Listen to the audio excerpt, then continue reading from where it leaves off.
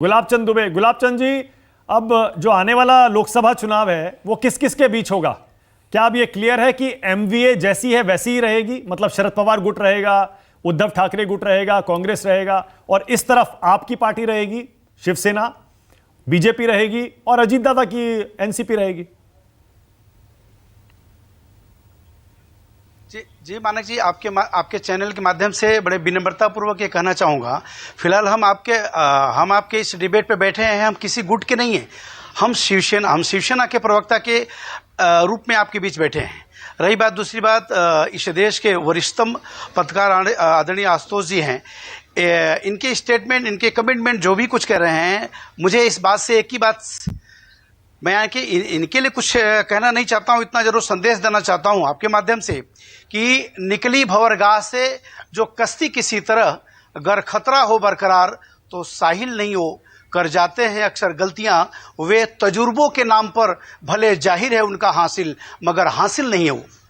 मैं विशेष करके आदरणीय श्री शरद पवार जी के बारे में कहना चाहता हूं, आदरणीय उद्धव ठाकरे साहब के बारे में बात करना चाहता हूं। आज महाराष्ट्र राजनीतिक पटल श्रद्धेय माननीय बाला साहब ठाकरे के नाम पे जाना गया, और उसी कड़ी में आदरणीय शरद पवार साहब को, इनको विस्मृत नहीं किया जा सकता, इनको विसरा नहीं जा सकता। इनका एक कालखंड बीत चुका है, एक राजनीतिक पटल पे इनका अपनी एक पहचान इस देश में है।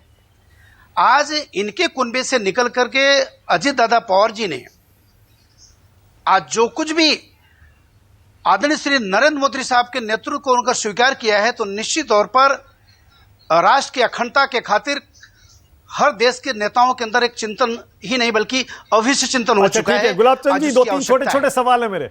ओके गुलाब चंद जी, विशेष करके छोटे छोटे सवाल है मेरे, और मैं चाहता हूं कि अगर कम शब्दों में जवाब देंगे तो अच्छा रहेगा, थोड़ा सा आपका स्टैंड क्लियर हो जाएगा। बड़े शालीनता से आपको सुन रहे थे। हाँ गुलाब चंद जी, गुलाब चंद जी, छोटे छोटे सवाल आपको बड़े शालीनता से हम सुन रहे थे। आप खाली कहने की सोच मत बनाइए, सुनने की भी सोच बनाइए मन में। मुझे तो मेरे मन की बात तो कर लेने दीजिए। आपने बार बार बीएमसी चुनाव के मुद्दों को लेकर के कहा कि बीएमसी चुनाव को संपन्न कराइए। अरे बीएमसी चुनाव भी होगा, आगामी लोकसभा चुनाव भी होगा। 30 जून 2022 से लेकर के आज वर्तमान बीत गए जून, आपके मन में बात रहा कि ये 40 विधायकों को लेकर डिस्क्वालीफाई बीत गया, हमारी सरकार बरकरार है। हमारे अजीत दादा भी हमारे पास आए, हमारा ये पूरा परिवार आया, हमारा एक विचार बना। और जो बात आप ओके, एक सेकंड रोक रहा हूं गुलाब चंद जी। विनोद जगदाले के पास फिर से कोई खबर है? विनोद बताइए क्या खबर है? बीजेपी हिंदुत्व क्या है?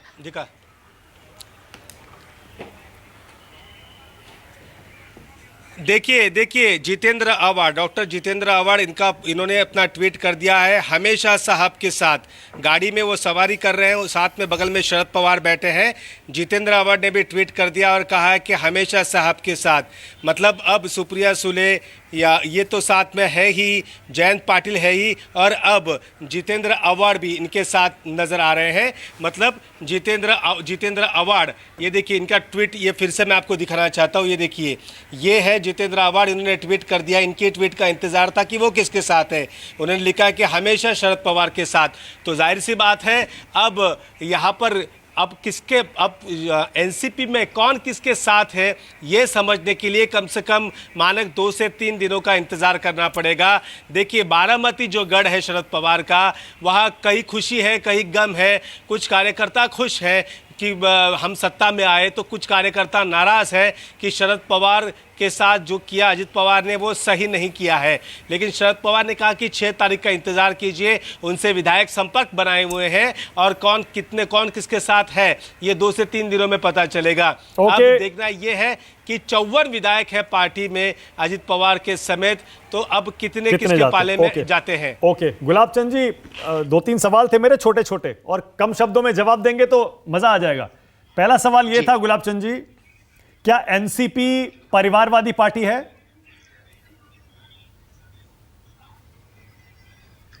निश्चित तौर पर परिवारवादी पार्टी बनी, साबित हो गया चीज कि परिवारवादी पार्टी रही। ओके, शरद पवार कैसे नेता हैं गुलाब चंद जी? एक कद्दावर नेता हैं, राष्ट्रीय पटल पे उनका अपनी एक पहचान है, इस चीज को नकारा नहीं जा सकता। इस चीज को कभी भूला नहीं जा सकता। वो राष्ट्रीय स्तर के नेता हैं। ओके, क्या छगन भुजबल भ्रष्ट नेता हैं?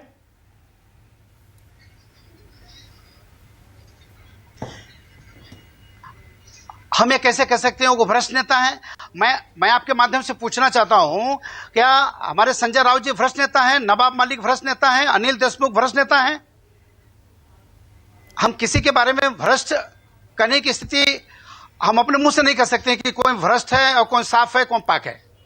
ऐसा कहना, राष्ट्रीय चैनल पे बैठ करके ये वक्तव्य देना, मैं नहीं समझता हूं चीज के लिए कि किसी एक प्रवक्ता के लिए शोभा देता हूं। चलिए मान लिया, आपने कहा एनसीपी परिवारवादी पार्टी है, इसका मतलब सुप्रिया सुले का एनडीए में कोई स्थान, बीजेपी में कोई स्थान नहीं होना चाहिए आपके हिसाब से?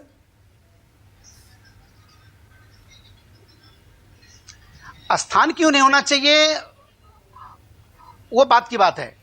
ये आपने जो आपके जो प्रश्न थे कि क्या ये परिवारवादी पार्टी है, निश्चित तौर पर स्वाभाविक बात है कि पूरा क्रम लगा हुआ है इनके एनसीपी के परिवार में, पूरा इनके परिवार का क्रम लगा हुआ, इसको जैसे कहा जा सकता है जिस तरह से शिवसेना इसके पहले जो शिवसेना उद्धव ठाकरे जी थी वो पूरा परिवारवादी थी। अभी आदरणीय एकनाथ नहीं, मेरा वही तो सवाल है कि अगर एनसीपी परिवारवादी है, परिपूर्ण समृद्धशाली शिवसेना को लेकर के अगर शरद पवार और सुप्रिया सुले परिवारवादी नेता हैं जी, तो फिर तो उनको एनडीए से बाहर रखा जाना चाहिए, ठीक है ना? एनडीए से बाहर रखना या अंदर रखना, इसके बारे में हम स्टेटमेंट नहीं कर सकते। हमारे शीर्ष नेतृत्व की सोच है, शीर्ष नेतृत्व तय करेंगे, वो उसका जवाब देंगे। या फिर हम किसी आपके चैनल पर आकर के हम लोगों से राय मशवरा करके कोई चीज स्टेटमेंट कर सकते हैं। ठीक है, ओके, मैं समझ गया। अब अनंत विजय, अब अगले कुछ दिनों में पता चलेगा सही मायनों में। एक सेकंड।